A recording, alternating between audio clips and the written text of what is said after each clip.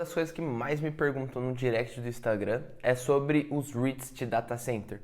Então, para a gente acabar de uma vez por todas com essas dúvidas, resolvi gravar um vídeo falando especificamente sobre o setor de data center nos REITs. Então, se você quer ficar sabendo mais, não se esquece de se inscrever aqui no canal, já deixa seu like também e fica comigo até o final do vídeo que eu tenho certeza que você vai gostar. Então montei uma apresentação para ficar tudo mais simples e vocês entenderem de uma forma mais didática possível. Antes da gente entrar propriamente na tela do meu computador, a gente convidar para você participar do nosso grupo no Telegram. É um grupo focado 100% em investimento exterior, onde todos os dias mais de 140 pessoas estão conversando sobre ativos, sobre alocação de carteira e sanando as principais dúvidas. Então, o link vai estar aqui na descrição, primeiro link na descrição. Clica aqui no primeiro link da descrição que eu estou te esperando do outro lado. Então, vamos direto pro vídeo. Então, bora lá! Esse vai ser o primeiro vídeo e se vocês gostarem, comenta aqui embaixo que eu trago mais setores dos REITs para a gente acabar conversando aqui. Então, nosso papo de hoje é sobre data center. E o que são os REITs de data center? São imóveis focados na armazenagem de dados. Basicamente, eles compram e administram as instalações para os clientes armazenar dados com segurança. Oferece uma gama de produtos e serviços para ajudar a manter os serviços de dados em segurança, além do fornecimento de fontes de alimentação ininterrupta, refrigeração e segurança tanto digital quanto física. Eles basicamente são os centros físicos dos serviços de nuvem. Então aqueles cloud services, eles basicamente precisam de um ponto físico aqui embaixo, aqui na Terra. E são esses REITs que fazem toda essa parte. Sistemas complexos como desses REITs demandam de um alto suporte, desde refrigeração até segurança, porque já imaginou se uma pessoa consegue ter acesso aos servidores diretos do Google, da Amazon? Então eles precisam ser bem reforçados e ser bem sólidos nessa parte. A parte do data center, ela possui alta concorrência das empresas de tecnologia hoje, mas a gente consegue fazer uma comparação com a corrida do ouro que a gente teve há alguns séculos. Simplesmente o que aconteceu? As pessoas descobriram a mineração de ouro e começaram a fazer muita escavação. E no fim das contas, muitas mineradoras de ouro acabaram fechando. E sabe quem realmente ficou rico? Quem vendia pás e picaretas. A gente pode fazer uma certa analogia com a corrida do ouro, simplesmente porque quanto mais empresas de tecnologia, a tendência é que mais empresas tendem a falir ou não ter tanto sucesso, mas todas precisam de serviço de data center. E aqui a gente consegue enxergar um pouquinho do market share dos REITs de data center.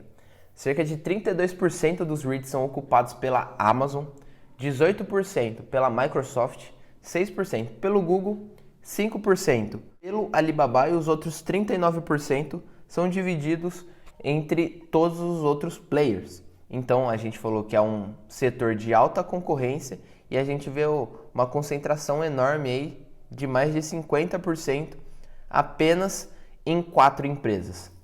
E se você for somar todas as empresas, Facebook, Amazon, Microsoft, Google, Alibaba e a IBM, eles têm cerca de 4,7 trilhões de dólares de valor de mercado. São os principais players e usuários dos REITs de data center. Então a gente precisa entender aqui que é um mercado de gigantes e que a tendência é que continue assim, para o próprio bem dos REITs de data center. Existem 3 tipos principais de REITs de data center. O wholesale, que seria algo traduzido ao atacado, o colocation e o interconnection. E aqui eu trouxe essa tabela da Royal Capital, que é um dos melhores sites para você fazer análise de REITs, até análise de setores como eu estou fazendo aqui, a maioria dos dados eu peguei de lá.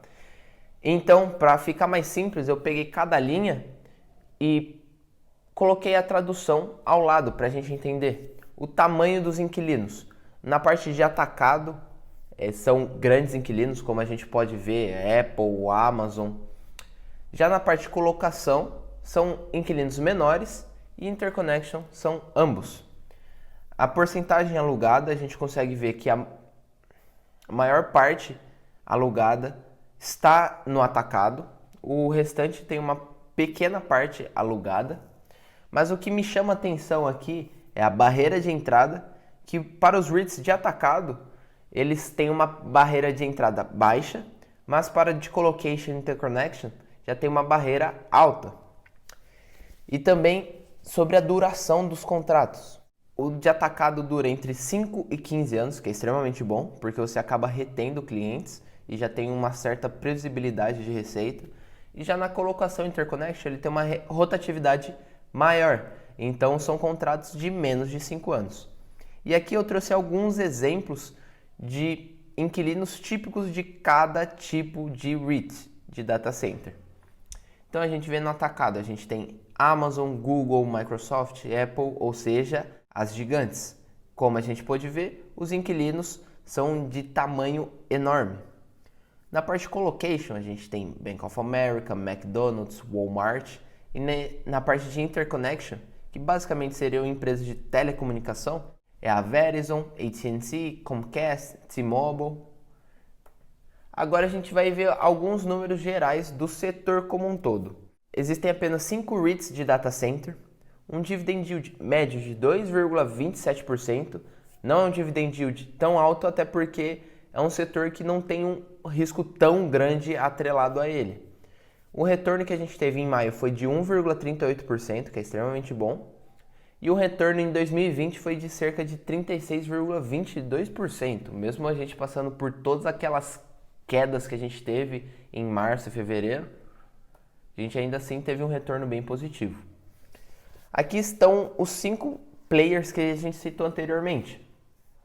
A gente consegue enxergar que apenas 2 têm um market cap, né, tem um valor de mercado maior. As outras 3 são empresas mid ou small caps, que são empresas entre 2 bilhões até 10 bilhões de valor de mercado.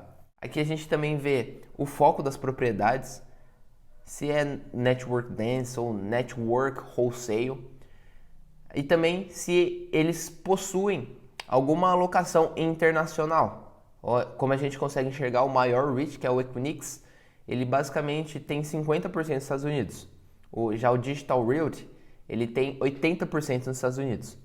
Aqui a gente tem uma relação de dívida líquida sobre EBITDA que eu acho razoável, porque nos REITs você consegue segurar uma alavancagem maior de até 5, 6, ainda tá ok. E a gente vê que o maior número aqui é 5. E os índices que eles estão atrelados, S&P 500, S&P 500 que são os 2 maiores. Os outros 2 que são mid caps, eles estão no índice de mid caps, que é o S&P 400 ou S&P 400.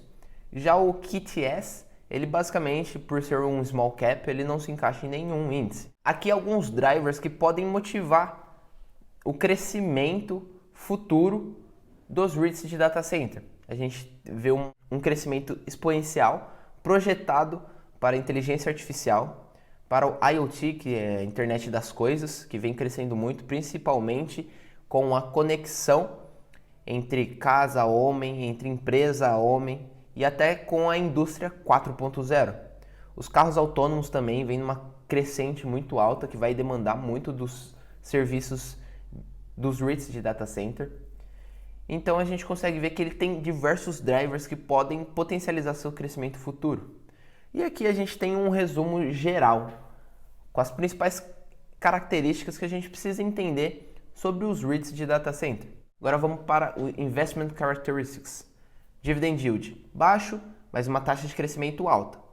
A sensibilidade dele com as taxas de juros americana é intermediária, mas tem uma relação com a economia bem baixa, até porque as grandes empresas de tecnologia vão continuar demandando com a economia em alta ou em baixa. Agora, Industry Facts. Alguns fatos principais das indústrias.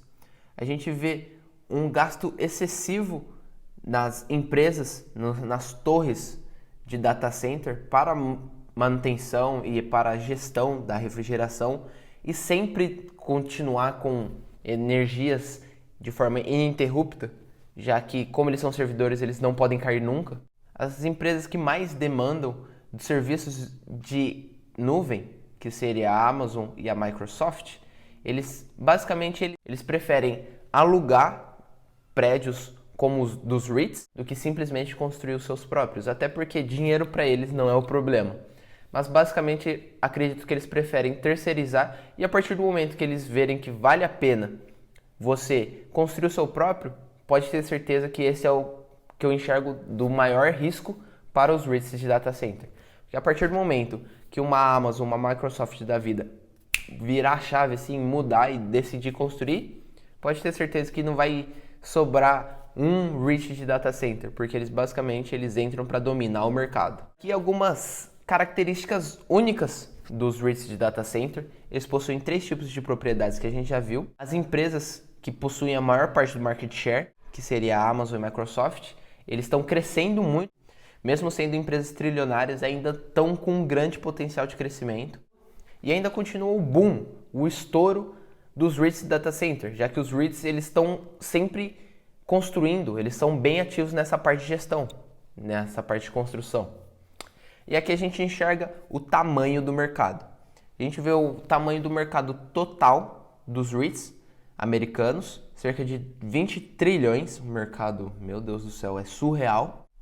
Os ativos de data center chegam cerca de 300 bilhões e os REITs de data center, eles estimam 85 bilhões de valor de mercado.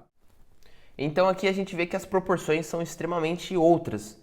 São grandes players, grandes produtos a serem entregues, produtos delicados e também a mudança desses grandes players pode ser imediata e os REITs acabarem ficando na mão.